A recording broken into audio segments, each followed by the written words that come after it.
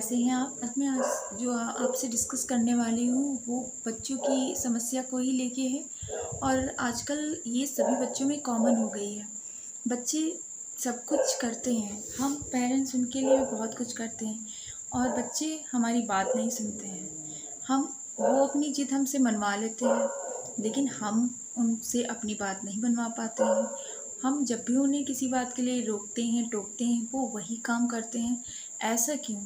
और किस लिए? कैसे हम उनको इस तरीके से कैसे हैंडल करें कि वो हमारी बात को सुने? आजकल हर पेरेंट्स की ये समस्या बनी हुई है। इसी से रिलेटेड मैं ये वीडियो लेके आई हूँ कि आप इन सारी समस्याओं से अगर सर्वाइव कर रहे हैं, सफ़र कर रहे हैं, तो आप अपने बच्चों को कैसे डील करें, उनके साथ कैसे आपको अंडरस्टैंडिंग बिठानी होगी, कैसे उनको समझना होगा कि आपके बच्चे भी आपसे इतना क्लोज़ हों और आपकी सारी बातों को सुने, माने, गौर करें और एक अच्छे बच्चे की तरह वो भी बिहेवियर करने लगे। तो मैं ये नहीं कहती हूँ कि आपका बच्चा ख़राब है, लेकिन हाँ, उसकी कुछ आदतें जो हैं वो अच्छी नहीं हैं, तो उनको आप कैसे दूर कर सकते हैं, उसको अच्छे कैसे बना सकते हैं, इसी को लेके मैं आपको डिस्कस करने वाली हूँ।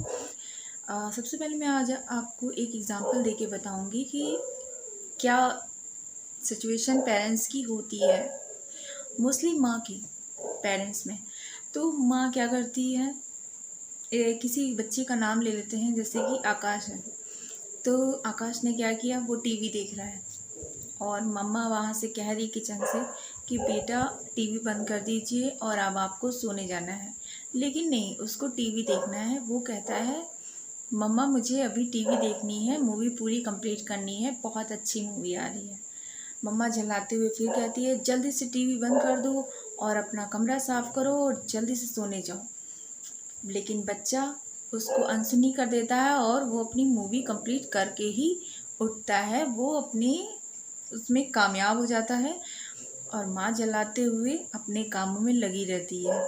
तो ये तो एक माँ की कहानी है नहीं, सभी माँ की ये कहानी है कि बच्चे बिल्कुल सुनते ही नहीं हैं। वो वही करते हैं जो उनका मन करता है, लेकिन हमेशा वो सही हो ये तो ज़रूरी नहीं है। तो हमें उनको उस गलत काम को करने से रोकना है।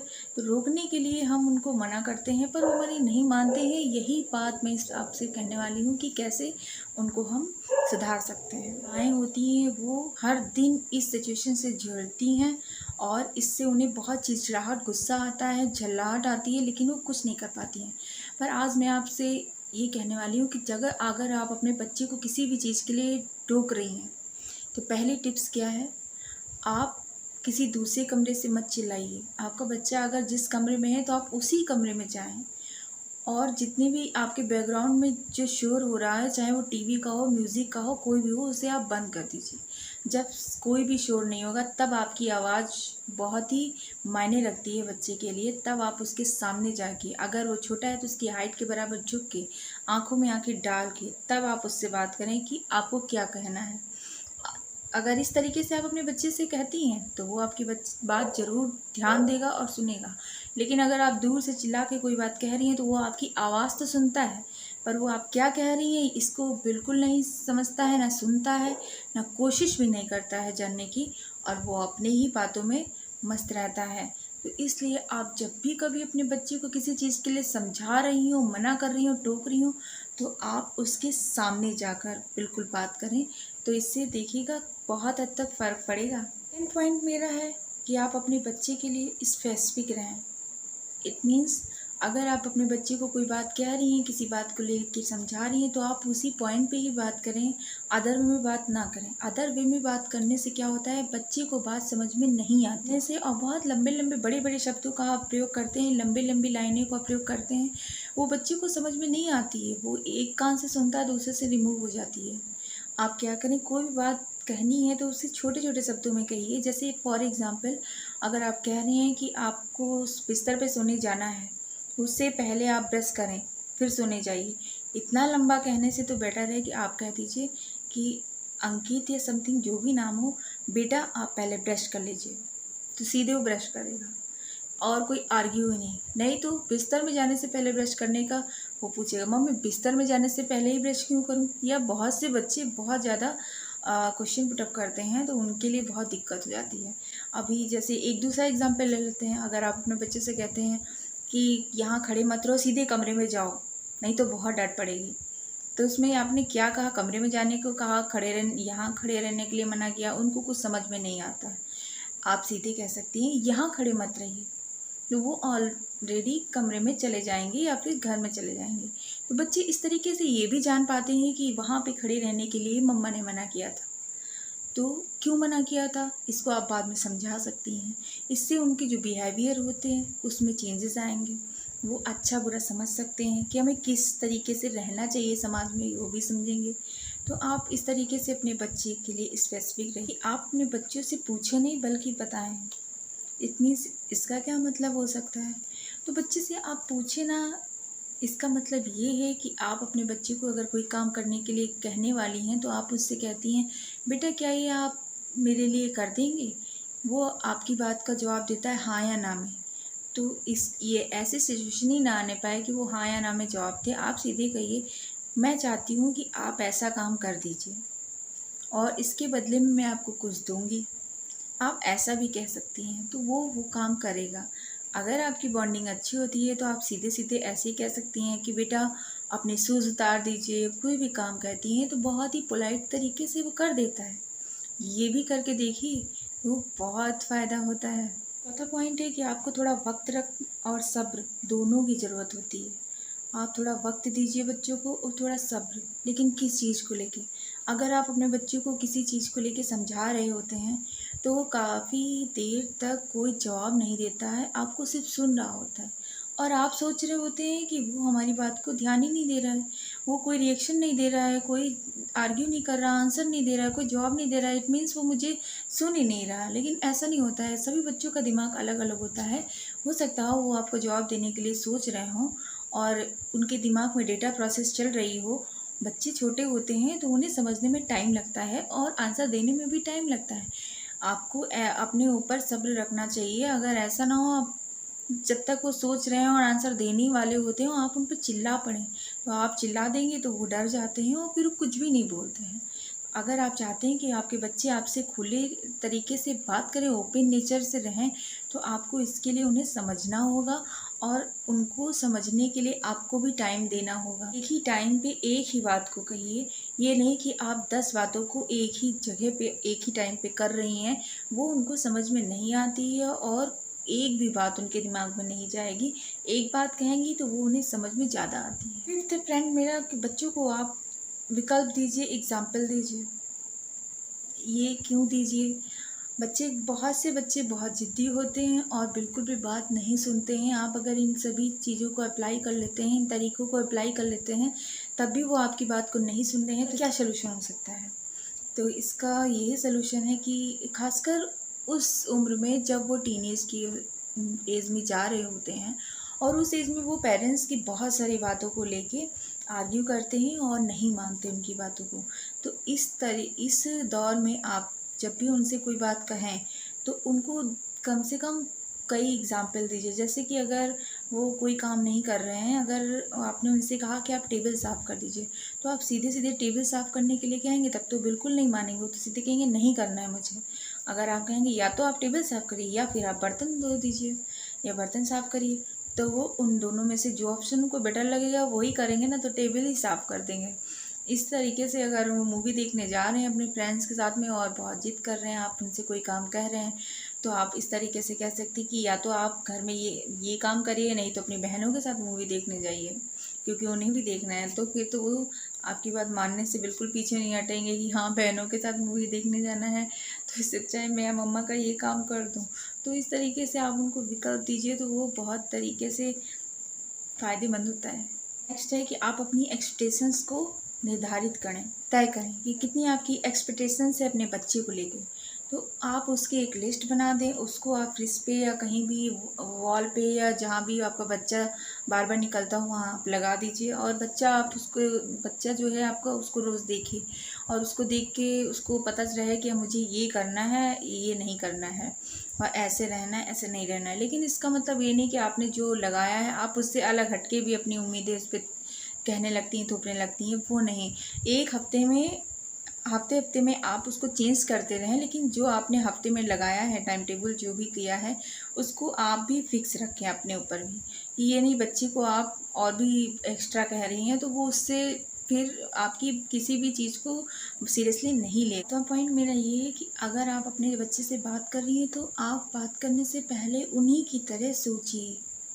अगर किसी चीज़ पे आप डांटने जा रही हैं तो क्यों डांट रहे हैं उन्हीं की तरह सोचिए कि कैसे डांटना है, कैसे समझाना है। अगर बच्चा, दो बच्चे हैं आपके घर में, भाई बहन है या भाई भाई हैं, आपस में किसी भी खिलौने को लेकर लड़ रहे हैं, मारपीट कर रहे हैं, तो आप अगर छोटे बच्चे को डांट रही हैं कि वो बड़े भाई को क्यों उसने मारा, या बहन को क्यों मारा, या छोटी बहन को क्यों मारा, छोटे भाई को उसने क्यों मारा, तो आप उससे इस तरीके से बात करिए। समझ लीजिए कि आपने उसको समझा और आप उसी की जगह रख के बात कर रही हैं कि हाँ बेटा, मैं समझ सकती हूँ कि आपकी बहन ने आपका ये खिलौना आपसे छीन लिया तो आपको बहुत दुख हुआ होगा, लेकिन बेटा किसी पे हाथ उठाना और मारना भी तो अच्छी बात नहीं होती है। अगर उसने गलत किया तो क्या आप भी गलत करोगे? आप मेरे पास आते तो मैं इसका सलूशन बता देती। तो बच्चा आपको समझेगा और वो गुस्सा नहीं होगा और वो नेक्स्ट टाइम मारपीट नहीं करेगा, आपके पास भी आ सकता है, या फिर वो अपने तरीके से भी समझ सकता है। उसको आप समझा सकती हैं कि आप बड़े हैं या तो आपको देना चाहिए, छोटे भाई बहनों को भी अपने खिलौने शेयर करना चाहिए। इन सब बातों को ध्यान रखना चाहिए। लॉ लेते हैं कि जैसे आपका बच्चा टीवी देख रहा है और आप उससे कहना चाह रही हैं कि आप बेटा टीवी बंद कर दीजिए, पर वो बंद नहीं कर रहा है, आपको बहुत गुस्सा आ रही है। सबसे पहले तो आप अपने गुस्से को कंट्रोल करें और कंट्रोल करने के बाद अपने आप को बहुत कूल करें, एक गहरी सांस लीजिए। जब आपका गुस्सा शांत हो जाए तो आप अपने बच्चे के पास जाइए और कहिए कि हाँ बेटा, मैं जानती हूँ कि आपको टीवी देखना बहुत अच्छा लग रहा है, आपका बहुत ही अच्छा शो आ रहा है, लेकिन बेटा आपको मॉर्निंग में स्कूल जाना है और स्कूल जाना है तो आपको जल्दी उठना पड़ेगा। फिर आप जल्दी नहीं उठ पाएंगे तो आपको दिक्कत हो जाएगी, आप लेट हो जाएंगे। इस तरीके से प्यार से आप अपने बच्चे को समझा सकती हैं और वो उसे समझेगा भी। आठवां मेरा पॉइंट है कि अगर आप अपने बच्चे के साथ में बॉन्डिंग स्ट्रांग बनाती हैं तो उस यही मेरा पॉइंट है कि अपने बच्चे के साथ अपनी बॉन्डिंग स्ट्रांग बनाएं। बॉन्डिंग स्ट्रांग बनाने से आप जो भी बात उससे कहती हैं वो उसको ज़रूर मानेगा, क्योंकि उसे आपके साथ में रहना है और उसे आपसे लगाव होता है। एक वो अपने पेरेंट्स के अगर नज़दीक रहना चाहता है तो वो आपकी बात ज़रूर सुनेगा। इससे आप इसलिए आप अपनी बॉन्डिंग को मजबूत बनाएं, जैसे कि आपकी बॉन्डिंग प्यार दोस्ती की होनी चाहिए और आप अपने बच्चों का सम्मान करिए तो वो आपको भी सम्मान देंगे। और इस तरीके की जब बहुत ही क्लोज़ बॉन्डिंग हो जाती है, जैसे कि दोस्ती की है, दोस्ती में तो सभी बातें शेयर करते हैं और मानते भी हैं, अपने में बात मनवाने में आराम हो जाती है और वो हमें सारी बातें मानते भी हैं और हमारे लिए बहुत कुछ करते हैं, फ्यूचर तक बहुत काम देती है। तो अगर बचपन से ये बॉन्डिंग बन जाती है पेरेंट्स के साथ में तो बच्चे सारी बातें आपसे डिस्कस करते हैं, यहाँ तक कि स्कूल की भी बहुत सी बातें डिस्कस करते हैं। आजकल के एटमॉस्फेयर में बच्चे बहुत सी बातें दबा दे जाते हैं क्योंकि वर्किंग पेरेंट्स होते हैं तो वो बच्चों को टाइम नहीं दे पाते हैं, लेकिन इस बॉन्डिंग में वो अपने बच्चों को अगर रखते हैं तो वो चाहे कुछ समय के लिए मिले लेकिन बच्चे उनसे खुल के मिलते हैं और सारी बातों को कहते हैं। और मेरा पॉइंट है कि आप उनके व्यवहार पे ध्यान दें। व्यवहार पे ध्यान देने से मतलब है कि बच्चों का व्यवहार कई तरीके से होते हैं। बच्चे अगर ज़िद्दी हैं तो उनको कैसे हमें मनाना चाहिए, अगर बहुत ही सीधे बच्चे हैं तो उनसे कैसे बात करनी चाहिए, अगर बच्चे ज़िद करते हैं तो आपका व्यवहार, आपके बच्चे का व्यवहार ज़िद्दी है तो आप उसको जब भी आप उनसे बात कहिए तो प्लीज़ कह के बात कहिए, या फिर जब भी आप उनसे कोई बात मनवाना चाहती हैं तो उसका एक इनाम रख दीजिए कि हाँ आप ऐसा करेंगे तो हम आपको ये देंगे, आप वो देंगे। अगर वो काम पूरा करते हैं तो आप उन्हें घुमाने भी ले जाएं और उनको जो आपने फिक्स किया है उनके लिए इनाम, चॉकलेट हो, टॉफ़ी हो, एक्सेट्रा कुछ भी हो सकता है तो वो आप ज़रूर उन्हें दीजिए। तो इससे क्या होता है, वो आप पे विश्वास करने लगेंगे। जितना भी ज़िद्दी बच्चा हो, अगर आप पे विश्वास भी बनता है तो वो उस काम को करेगा और मानेगा। तो आप इस तरीके से अपने बच्चे से बात मनवा सकती हैं। और लास्ट पॉइंट मेरा ये है कि अगर आपको अपने बच्चे पे गुस्सा आ गई है तो आप उसको कैसे संभाल लें। फ्रेंड्स, अगर बच्चे पे गुस्सा आ गई है आपको तो उसको आप संभाल सकती हैं। कोई भी परफेक्ट नहीं होता है, गुस्सा किसी को भी आ सकता है। हो सकता है आपके बच्चे ने उस हद तक गलती कर दी हो कि आपको गुस्सा करना वहाँ पे जायज़ होता है, तो आप गुस्सा करिए, बिल्कुल करिए, लेकिन कुछ समय बाद आप उससे सॉरी भी कह दीजिए और उससे उस गलती के बारे में समझाइए कि आपने उसे क्यों डांटा।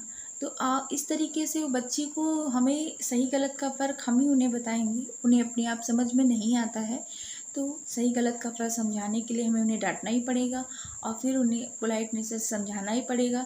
तो दोनों ही तरीके हमें इस्तेमाल करने पड़ेंगे कभी कहीं न कहीं।